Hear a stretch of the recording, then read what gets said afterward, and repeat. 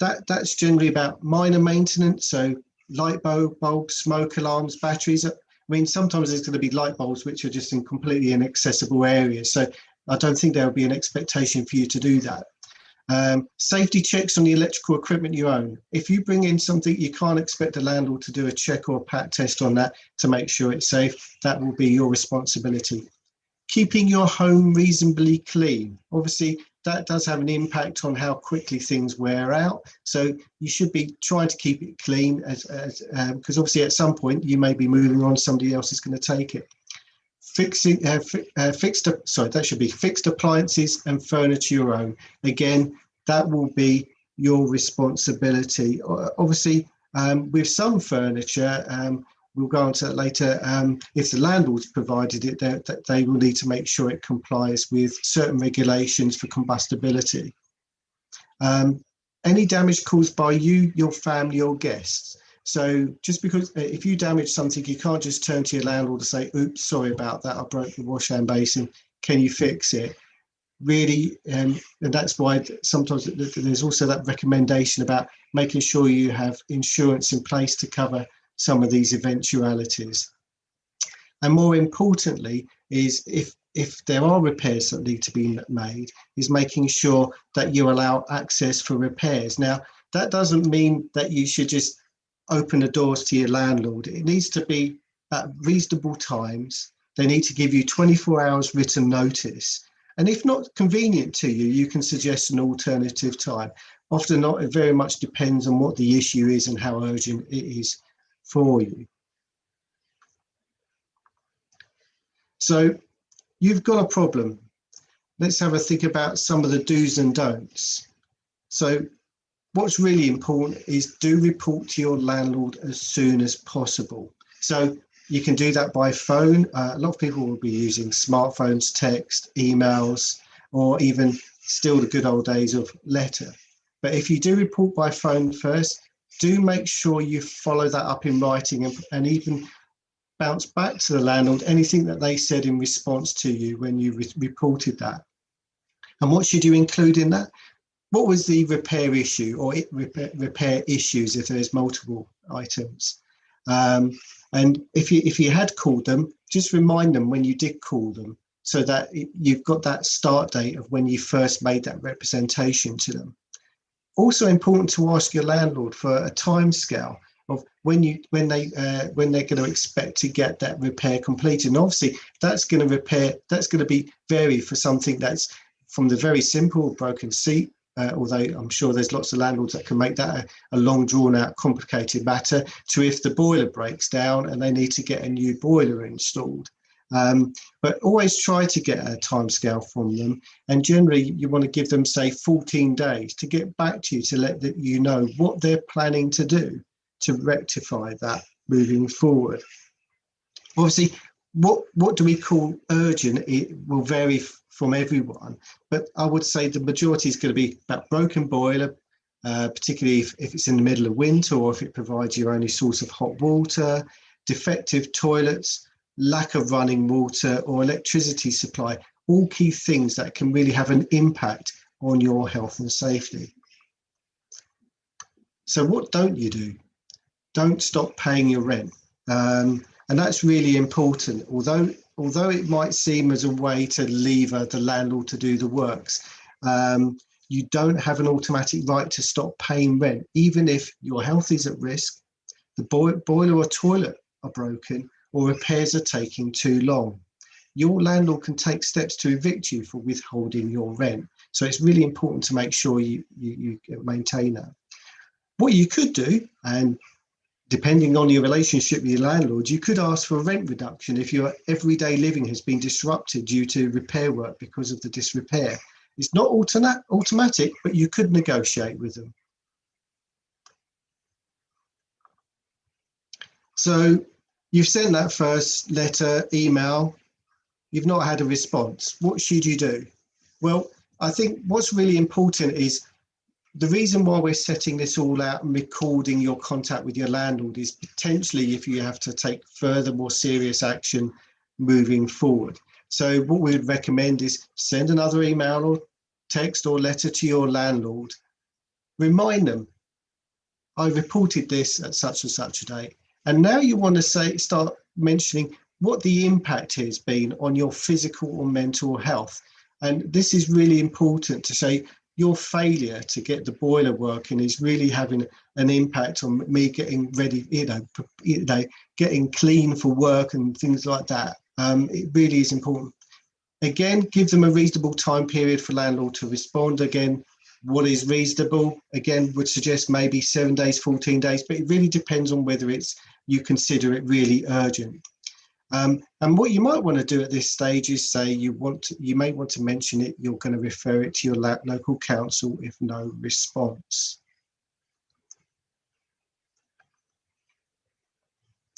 So again, landlord doesn't do anything. We would recommend at this time to probably contact your local council, your private sector housing team, generally within environmental health departments, lots of different names, but environmental health officers are normally the key officers that do this investigation, and they can take action using various legislation to try and make sure the repairs that the landlord is responsible for takes place. So the key legislation is the Housing Act 2004, and we'll come on to this a little bit later, and that introduces the Housing Health and Safety Rating System. Trips off the tongue, taking me about 10 years to get to that point, but HHSRS is what people often refer to it. There's other supporting and very old acts, some of these are 1936, 1961, around public health acts, dealing with block drains and WCs. We've got Prevention of Damage by Pests Act, and Environmental Protection Act, which is still used, but it's gone a bit out of favour in recent years with the latest legislation.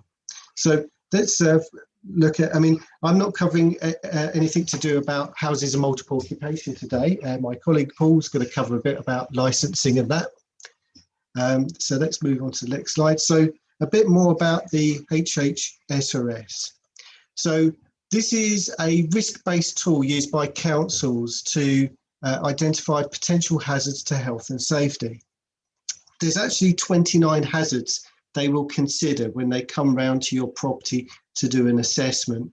And some of the key ones will be looking at damp and mold growth, excess cold, fire, personal hygiene, sanitation and drainage.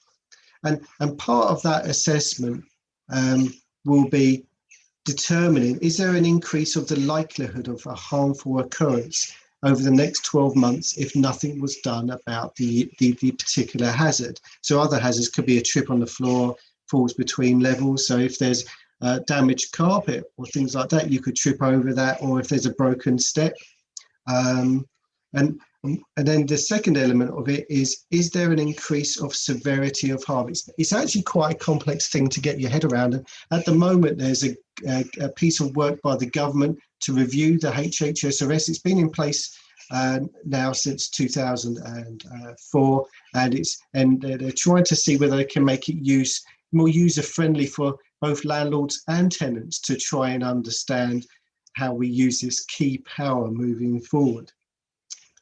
Once they've done that assessment, the officers will determine whether there's a hazard, and they will fall into two categories, generally category 1 or category 2. If it's category 1, the council must take action to rectify that hazard. If it's category 2, it means that there's a lower risk there to the tenant, and it's generally up to the individual local authority and their enforcement policy whether they'll take action on that. So the typical way that local authorities will deal with hazards is to serve an improvement notice on the landlord. And what's really important here is that once that improvement notice has been served, the landlord cannot use no-fault Section 21 eviction as a retaliatory response to you making a complaint to your landlord. We as local authorities can certainly appreciate that a lot of tenants will be really worried about telling their local authority about problems they're having because of that very fact, in that they could lose their home as a result of just mentioning a really important repair needs to get done. Now, You can take your own action, and this was introduced with under the Homes Fitness for Human Habitation Act. They're all nice and trip off the tongue, these pieces of legislation. So that was introduced in 2018, and it's now fully enacted. And essentially, what this is saying is often local authorities were having to take a reactive approach to making sure properties were improved. Private rented properties. We're not talking about houses of multiple occupation here. What this does is puts an ongoing liability on landlords to make sure that the rented houses and flats are fit for human habitation. And what does that mean? That's safe, healthy, and free from things that cause serious harm. If they're not fit, you can take your landlord to court, and the courts can make them carry out repairs and or pay compensation to the tenant. So what does that mean? So part of that could be your home is too cold, or there could be issues with a hazard under the HHSRS. There's lots of advice out there on various websites that covers this. The government on the gov.uk also have really good guidance on this piece of act for tenants as well. And as a tenant, you'll need to explain to the court why problems are so bad that it makes it not fit to live in. So what we recommend is that if it's really bad, so if you take them to court, you still need to tell them before you take this action what the repair issues are, and that's always really important. Once you apply to court, you'll need to gather your evidence, photos, letters, emails, correspondence with your landlords, and the court will then hear the evidence from you and your landlord. Now, if they find in your favour, that hopefully the repairs will be carried out, and you might even get compensation. If the landlord, if they don't find in your favour, that's not the end of it. You can still come back to your local authority for them to take and investigate your complaint using the HHSRS, and that's really important to know that. If you want to take this action, then it's not the be all or end all if you fail with that. So COVID-19's had a bit of an impact over the last year, particularly hard on private renters during lockdown.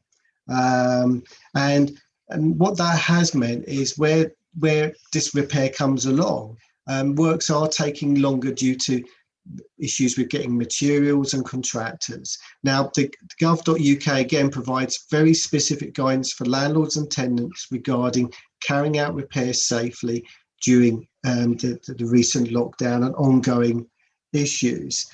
What it is very clear is that if you're self-isolating, work should not proceed. And so landlords can't bully you or use that as an excuse to say, well, I'll try to send my contractor in, but the tenant said they were self-isolating. So there is specific guidance out there. Obviously, some tenants might be reluctant to allow repair works, quite understandably so if they're a vulnerable or a high-risk group. So what the recommendation there is that tenants should discuss the issues with their landlord and perhaps agree to delaying the works. Now, if they're urgent, that's a bit more difficult, and so there might have to be a bit of compromise and way of coming around it. But each case will differ. And if tenants do delay works for any reasons, it's vital that they schedule these works in as soon as they feel it is safe to do so. So it's not to forget about it. Just probably say, well, I'm going to review this, and perhaps agree that with the landlord. Say, perhaps we'll discuss this in 2 weeks' time. So that's sort of like the end of my presentation on that. Obviously, there's lots more we can talk about, but obviously I could go on for hours about it. But what we wanted to do is we received some questions, and hopefully I can try and answer some of those as best I can here. And I've got 6 questions here. They're all really very interesting. I have summarised them to a degree. So we've got a case here. Actually, in this case, the property was owned by the person. They sold the home on a rent-back basis, so they became a tenant. Grill on their built-in cooker packed up before sale. Never worked since. Every year pays for a burglar alarm to be serviced, which is part of the property. Now, they had sought advice from a shelter, and they said, actually, that's a bit of a grey area, but they do get on well with their landlord. But the landlord just doesn't want to seem to do anything about their cooker. But they've got, and another real thing is they're concerned that rent will increase if he pushes the above. So what can we do for that person? So it's an interesting first one, this one. So what we would generally advise is, it is the landlord's responsibility to fix that cooker if they supplied it. So if the tenant has supplied it, it would be their responsibility.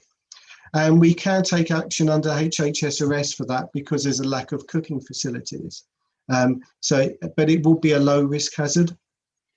And we can, and also the issue about the burglar alarm, again, we would need to ask a few more questions about that. But again, we could look at that around intruders hazard as intruders burglars. And then these are some of these are tenant landlord issues, and you should seek advice as to what is in your assured short tenancy agreement. So sometimes that can be guidance on what's covered in here.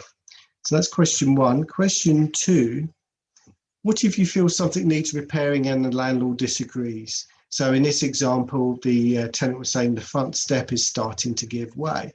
So on that one, certainly if there's a disagreement, contact the local authority right away. I think if the steps giving away, there's likely to be a trip hazard.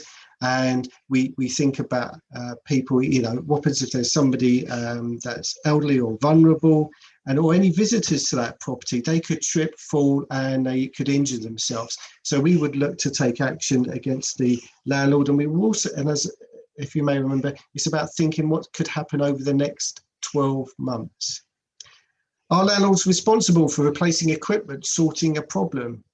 So I think on this particular occasion, they were saying, whenever they use their grill in the oven, it sets off the smoke alarm. So again, that could be just a simple discussion about perhaps we could just relocate the smoke alarm so it doesn't trigger all the time, or perhaps replace it with another form of detector like a heat detector, which will just rely on a rapid rise rather than burnt toast. So what are our rights when it comes to repairs, especially when these repairs are starting to impact on our health? And then there's some other elements to it. What is a reasonable waiting period?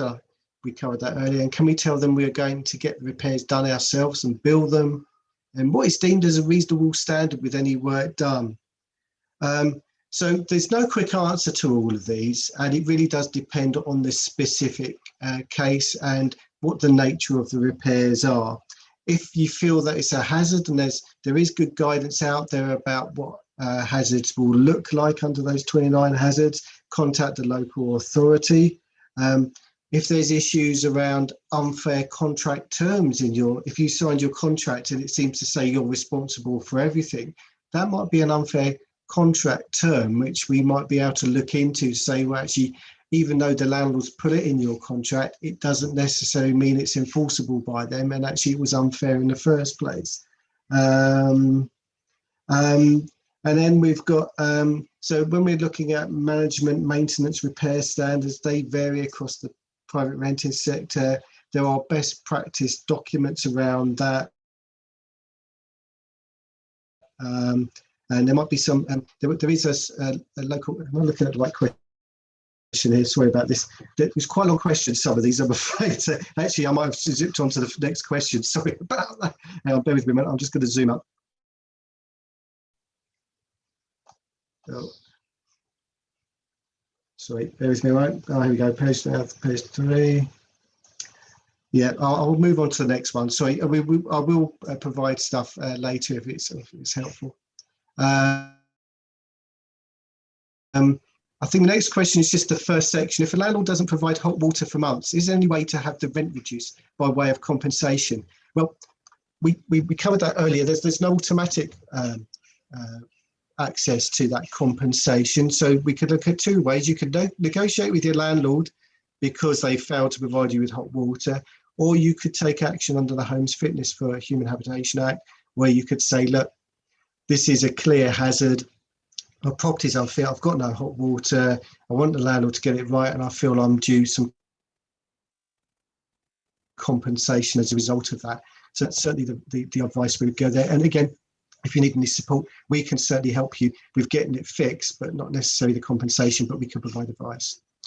And I think this is the final question. Oh no, it's not quite. Who is responsible to replace carpets and flooring and outdoor fences and gates? That's going to usually be the landlord, but it really depends on who's put the carpet there and issues. Council can enforce if conditions result in a hazard. Again, if it's a house of multiple occupation, if there's carpets in the common parts on the staircase and they're threadbare, worn, or they become loose, they can be a real hazard, and we can take action under management regulations under that. So again, probably best, if you're not sure, contact your local authority, then they can provide you with advice or even take on that case for you. And then finally, the final question, got a rental of a home for 40 years, they're on a capped rent. House built in 1966, no improvements since.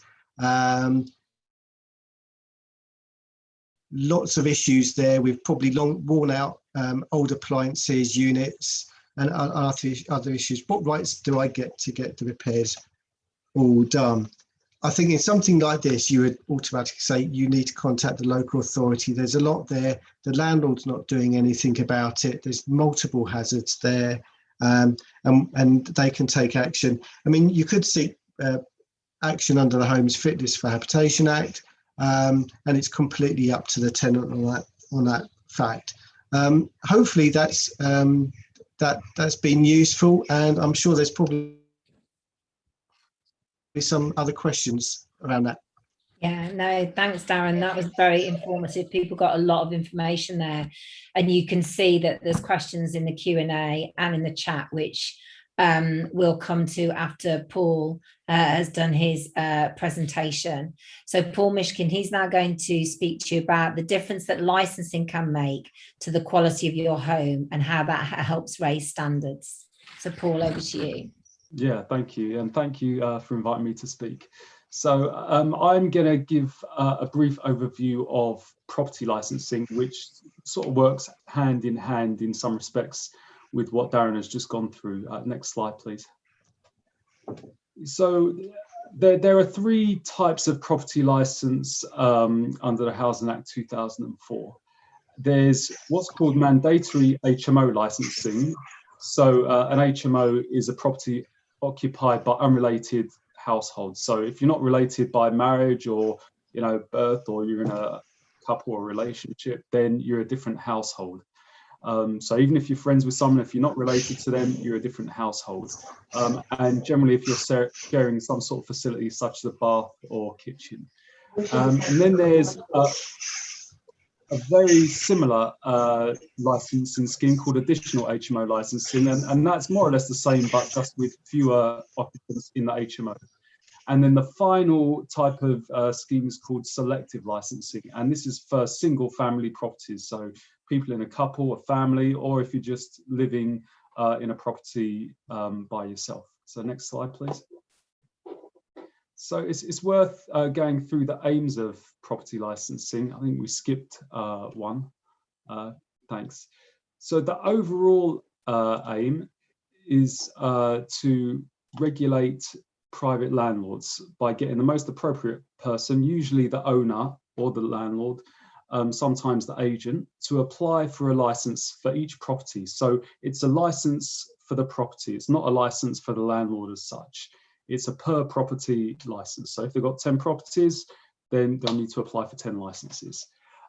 So licensing, its main aim is to improve the management of rented properties. How a landlord deals with those day-to-day issues that sometimes are more based on paperwork rather than physical conditions, but that can still nevertheless have quite a big impact on your experience as a tenant. Licensing can't be used to directly deal with poor conditions or repairs, although HMO licenses do have some conditions relating to provision of adequate cooking facilities and bathrooms. Next slide, please. So the two main schemes, because both HMO schemes are more or less identical, the big differences of this is that HMO licensing schemes can regulate the number of people allowed to live in the HMO. So both according to how big or indeed small a room is, as well as how many occupants are sharing facilities such as bathroom and kitchen. So, you know, that's a lot of councils will use a ratio of one facility, one bathroom for every 5 occupants, for example, although it can differ. Whereas selective licensing schemes look solely or focus solely on property management. Next slide, please. So property management, so licensing schemes have got conditions attached to them. So they require the license holder to have some sort of proper management arrangements in place. It's not about just, you know, for landlords, the scheme recognises that a landlord should do more than just put a tenant in a property, take the money, and that's that. No, a landlord needs to have proper management of their property, you know, dealing with repairs, dealing with deposits, dealing with contracts, and so on. So that all needs to be in place at the beginning of a tenancy. So good landlords will already be compliant on this. If you've got a good landlord, they'll already have these arrangements in place. But licensing schemes are mainly used to try and get accidental landlords, you know, they've maybe inherited a property that they now rent out, or ignorant, you know, the law is complicated, or just simple unprofessional landlords, is to try and get them up to a better, more professional standard. Alongside other laws, such as what Darren has described, licensing aims to remove rogue landlords, or more properly, we'd call them criminal landlords, from the housing market, or to use the law to punish them so that they change their behaviour and become compliant, because then they realise that it's not worth you know, carrying out that behaviour because they'll be punished. Next slide, please.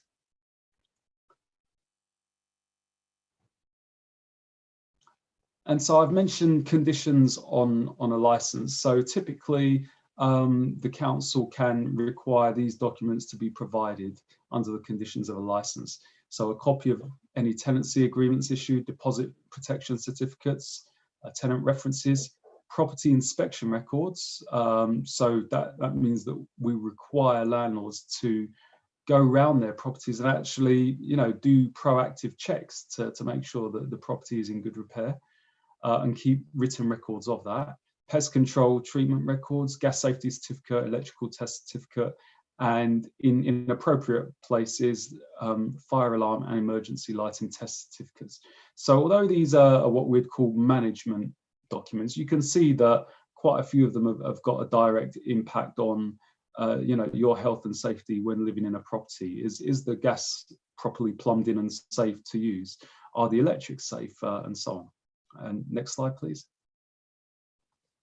So councils with these licensing schemes use audits of these conditions to act as a sort of litmus test, an assessment of the professionalism of the landlord. As I've said, compliant landlords will have these documents already. They won't need to be told to get a gas safety certificate. They'll already have one on their file that has been done within the last 12 months. And so where a council issues this audit saying, provide us with these documents, if the council then gets no response, or it gets a very poor response, you know, just maybe 1 or 2 documents back, or maybe even faked documents, then that indicates a poor landlord that needs a lot of a closer look. It requires further investigation. So it's quite a useful test as to a landlord's attitude and compliance in regards to their property. And also these audits, when a landlord, a license holder doesn't comply with those audits, they can receive a penalty notice of up to £30,000. So you know, there's some serious punishment available if they fail to comply with this. And next slide, please. And so it's also worth mentioning about if a landlord doesn't want to go for a license in the first place, because once they are in the licensing scheme, their name is on record. There's a public register, and the council then know who to go to straight away to take any action on. So some rogue landlords will just try and avoid that because they don't want to be found out, and they won't license their property. Now, where that is the case, and where they fail to apply for a license, a council will be able to take the landlord to court for that offence, or to issue a penalty notice, again of up to £30,000. I should say, once the council have been to that property and gathered evidence, to a criminal standard that the property is being rented and that it needs a licence. But councils have got very sophisticated methods now of identifying unlicensed properties.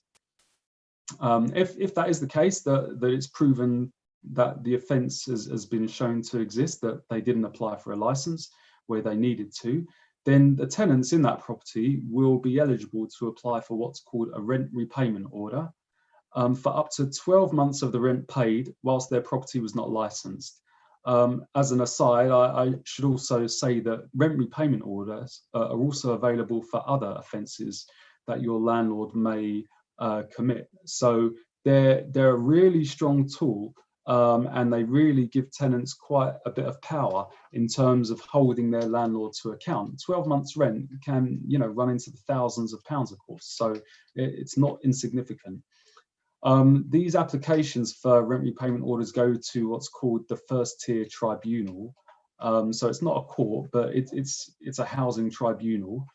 And but it still works according to a normal legal process. You've got to prove that they didn't apply for a license. You've got to prove that you're a tenant there and that you paid X amount of rent and make the application. So unless you have some legal knowledge about how to put legal cases together and how to collect evidence and what evidence is needed, it would be advisable to get professional help in putting a rent repayment order application together. So there are a number of tenants advocacy groups, or even solicitors, housing solicitors, who are very experienced at this. But of course, they'll usually charge some sort of fee or some sort of percentage of any successful order. But nevertheless, they're a very strong tool that's available to tenants, slightly redressing the power balance between landlords and tenants. Next slide, please. So how can it help you as a tenant? How can licensing schemes work for you? So it's best, licensing schemes are best used in tandem with other powers, such as the ones that Darren has described. It's a large-scale method for councils to regulate landlords in the private rented sector, as opposed to looking just at a single property-by-property approach.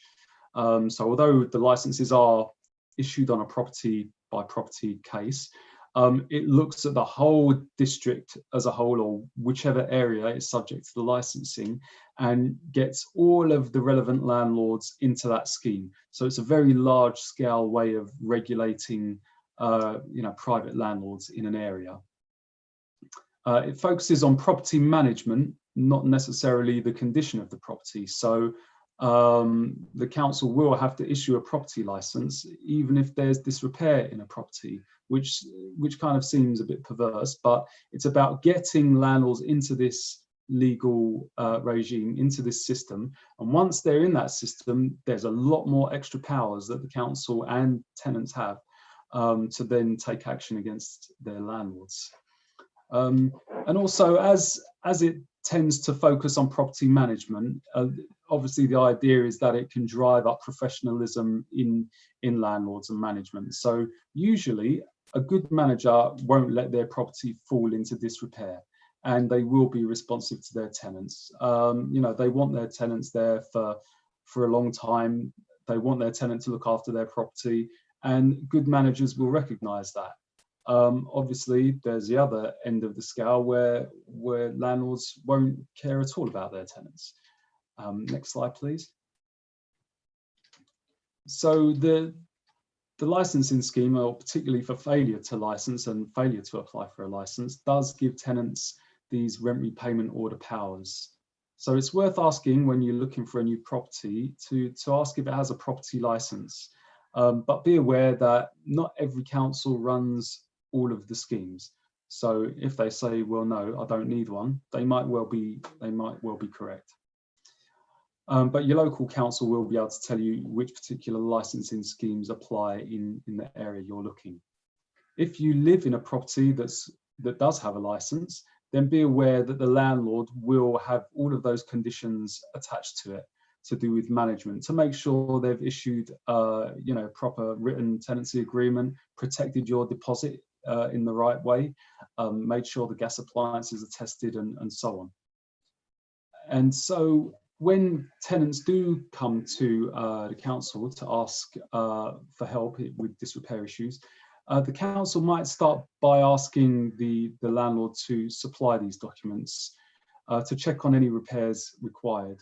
So it just gives the council a wide range of enforcement option, not just the law relating to repairs. It's like rather than just having one tool to sort of regulate landlords, it gives us a whole number of tools to get landlords compliant. Next slide, please. So in conclusion, it is a lot.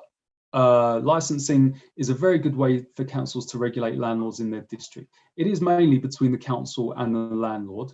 It's rare that tenants will become involved in licensing issues, as it's about the council issuing that license document to the landlord. But obviously indirectly, it will have an effect on you, because it will force your landlord to have those safety certificates, make sure they're managing the tenancy properly.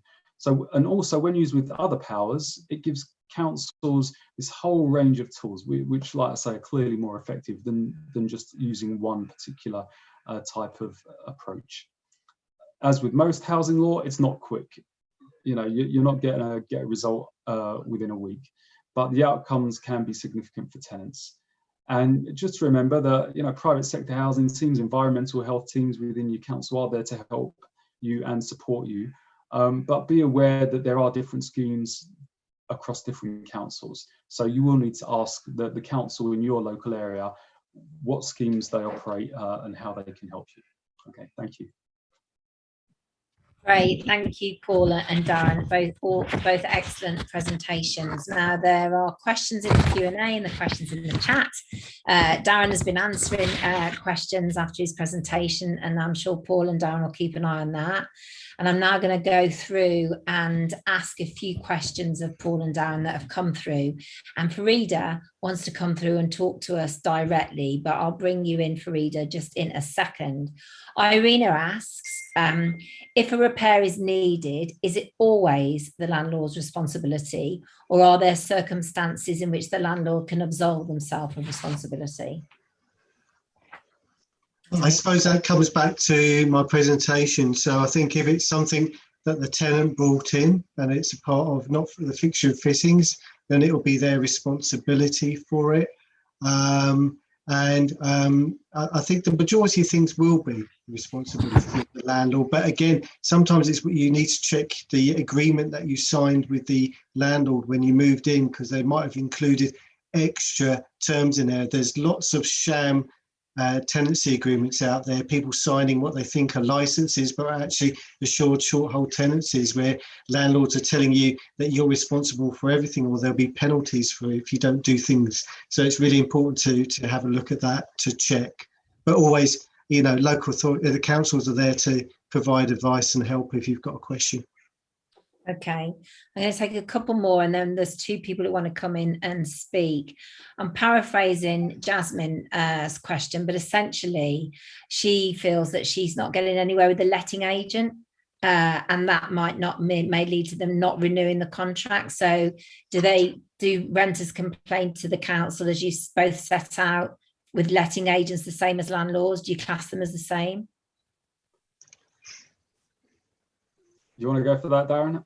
Essentially letting agents, it really depends on what their involvement has been with your tenancy agreement. Sometimes they're just there to introduce you to the landlord to sign up. Sometimes they take on other roles. What is important that any professional bodies that are actually involved with the property process, and that being estate agents, letting agents, property management companies, must now belong to a redress scheme, which means that you can hold them to account if they're failing to do the job that they're supposed to do. So there's the property redress scheme, and they've got their own website, and there's lots of really useful information on there that will hopefully support you and answer any questions you may have. Okay. Paul, do you have anything to add? No? No, okay. No, I think that covers it pretty No, Darren, great. Okay, so let's try and bring, so Tilly, who is the Generation Rent Screen, is our technical assistant. So let's try and bring in Farida first, and then Fiona. So Farida, I can see, yeah, great, Farida. I think you can speak now and we can hear you. I'll try to be as brief as possible. I'll give you my life story in this flat very quickly. I've been here almost 13 years now. It's one of London's nice buildings, I must say. It's a good area. I'm in Westminster, and my landlords are the owners of half of London. Am I allowed to mention their name? I think we can guess. Fresh, the Freshwater Group. I'll just say it. Anyway, briefly, I took it on the basis that it included central heating. This is one of the problems, central heating and hot water. This is the first problem that I faced. I came in, it turned out when winter came, the heating was not working. I called them, they were bringing in plumbers and heating specialists. Anyway, there were people coming in and out all of the time. They changed the radiators. They did everything that they thought of doing, and it wouldn't work. At the end, the last company said that they had to dig out the floor, and probably the pipes under the flooring would need changing or are blocked or something. And they must have given them a huge quote. So they said, no, it was too much. They're not going to do it. But they did offer to pay part of my electricity bill, because I don't have gas, I only have electricity. So I can continue to use electric heaters. I have this actually in writing from the management, because the management company of the block, they own the freehold of the building and a few flats. One of them is mine. The management, I think at the time, was R&R. They were connected to them, or were actually working for them or something. Anyway, they were very strong together. I have a letter from them telling me that they would be compensating my electricity bill. That never happened. That's problem number one. Till now, I'm still. Farida, we've only got 10 minutes, and there's quite a few people who want to get in. That's so number one. I'll be honest and tell you what happened. At the end, I got so fed up, and my electricity bill was ridiculous, and they didn't pay anything. I brought in a builder that I was dealing with in the past that I knew well. He did do the work, and I paid him cash. And I haven't told them till now that I've done it, but I've asked them a few times, what are you going to do? And they keep on, avoiding answering. Number two, I think it's called the backstack pipes or something, the flat flooded from the toilet seat. I had felt something was not right with the plumbing and told the porters or the manager 3 days before. They didn't respond. Anyway, suddenly I get the flat flooded. Everything was damaged, and the flooding went on for about 4 or 5 days. They couldn't sort it out. Finally, it was sorted, I think, on the 5th day. It took them 6 or 7 months to sort out the damage, but they never did sort it out completely. I keep on paying and saying it's their flat, but it's my home. This is how we grew up, and we have to keep our homes nice and decent. That's number two. Number three. Farida, let Darren. I'm sensing we might get to. Oh, okay. Okay. Is let there Darren and Paul come back on that. Is there a particular point that you want to to put I so followed you've this up a few times. The last time was about, I think, 3 years ago. I haven't been well. I've had 9 spine surgeries. I've had all my shoulders, and I'm about to go in for a second knee replacement. I mean, I've had serious health issues. One of them was due to the flooding. Actually, I had a kidney infection because there was is there a particular question that you want to put to? No, I mean, it seems they get away with everything. They're not compensating me for anything. They're not doing anything. They do the electric inspection every year as they're supposed to, according to regulation. But there are these things. These are 2 of 5 problems that they've never actually dealt with and compensated me for. I did go to a housing solicitor near Victoria that it was recommended. He was very kind. We sent formal complaints twice to the management and to Freshwater, and they literally ignored and did not respond to the formal complaint. Okay. To compensate. Your housing solicitor should then have taken steps to pursue a case through the courts. So, you know, there's a range of legal steps. Like I said in my presentation, housing law isn't quick, along with a lot of other law. But there are steps that would need to be taken. So if they ignore you, which is a standard tactic, they're hoping that you're going to go away and not complain. But it then needs you and your housing solicitor to take that claim further and put an application into the courts for compensation, for example. So, you know, it's about taking, you know, getting the proper professional legal advice and then making sure that those people are going on to the next stage of the process.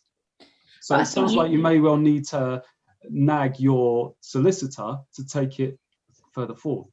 Great, thanks, Paul. Tilly, can we bring in Fiona?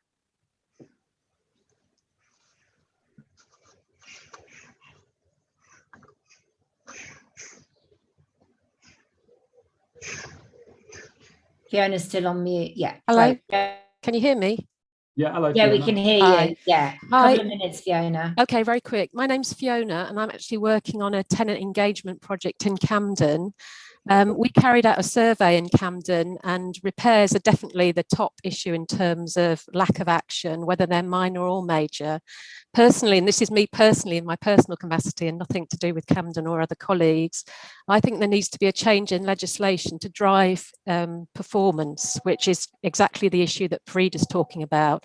And I think that some housing associations have as well. So if you don't respond within 14 days, then there should be an automatic right to compensation. You know, it could be like every day after you don't respond, you lose a day's rent. There needs to be something to drive performance and set standards, because standards are, I think, are very low in the property management. And I think unless you have that and you give something for the tenant, it's going to be redress schemes are okay, but it takes a very long time to get to that point, really. So that's I think there needs to be a campaign to kind of improve performance by setting standards, basically. Yeah, thanks, Fiona. Darren or Paul, do you want to comment, and then I can comment on Fiona's as well? No, I think she raises a good point. I mean, law changes very slowly, and then there's also the aspect of the imbalance between the number of properties available and the number of potential tenants wanting to live in those properties. So there's a mismatch. And effectively, the landlord has more power in the relationship because of that mismatch between supply and demand. Yeah. And Fiona, I don't know if you know, and others on the webinar, that obviously the government has announced there'll be a white paper about rental reform, which will include enforcement and how local authorities work and standards. So we'll be in contact with you, because it seems to me that isn't, you know, when the renters reform bill that they've promised eventually comes to Parliament, that's an ideal opportunity for us all to get together. And there's a renters reform coalition, which includes 20 organisations, including Generation Rent through to Shelter and the renters unions. We're all coming together to agree positions and ideas and ways forward of exactly the type that you suggest. And I think we'll be in touch, because that sounds like a good idea that we should develop, and maybe we'd feed that into our campaigning and progress that a little bit more. Okay, so we've got time, I think, for one more question. And I think really it came about through the chat and through the anonymous Q&A, it was about the fear of complaining and what would your advice be to someone, and what can they do if there's a retaliatory eviction, and should they have that fear, and should they come forward? Well, I would say that if people just accept that intimidation and those arguments, then, you know, things aren't going to change. So the more tenants take rent repayment order claims, the more tenants seek compensation, then landlords will realise that it will dawn on them that it's not worth them being such a terrible manager and not paying attention to their tenants. So from a tenant's point of view, document everything, keep records, keep your tenancy agreement, keep your proof of the rent that you're paying, keep the list of the repairs and how it's affecting you, you know, the things that Darren has mentioned. And then it's about taking your complaints through to the right people and seeing it right through so that your rights are respected. Thank you. Great. And any final comments from you, Darren, before we close? Yeah, I suppose I agree on that. And the other thing is it's also a partnership with local councils as well. We've had a whole new range of powers given to us over the recent years, because traditionally we would only be able to prosecute a landlord, which used to take a very long time and would result in very minor penalties being given to landlords. We now have the options under civil penalty notices to serve fines of up to £30,000 on landlords for serious infringements, and that can ultimately lead to banning orders to prevent them from managing properties moving forward. So it's really up to local authorities also to step up to make sure they make best use of those powers moving forward to protect tenants. Great, thank you both. While Tilly shares my screen for the final slide, I want to say to everyone, thank you for your questions. We are going to export the chat and export the Q&A. So if there's things that we still need to cover and answer for you, we will do. You obviously signed up to this webinar, so you've got our email directly into Generation Rent, and you can email us at any point. And there's just 5 ways. Now you've started on this journey with Generation Rent. We want you to continue. And Robert, bless you, Robert, you put in the chat that you do want to have an active volunteer relationship with us, which is fantastic, because my first message is please sign up and stay in touch. We can help you with general rights information and campaigning along the lines of the ideas that Fiona had. Tell us your experience, what we've heard today. The personal testimony is the best for getting the message across to politicians and policymakers about the change that is needed in the private rented sector. So go to Vent Your Rent and tell us your story. Anonymously is absolutely fine. And we bring those stories to life and put renters and their case studies in front of those people that can actually make change happen. You can join our renters panel. So Fiona, if you're interested, join the renters panel, because that's where we do more nitty gritty, get ideas, sound you out, sound renters out, bring through your experience and look at policies. And we put those ideas many times into government submissions. So please consider that. Help us campaign, even if it's a tweet.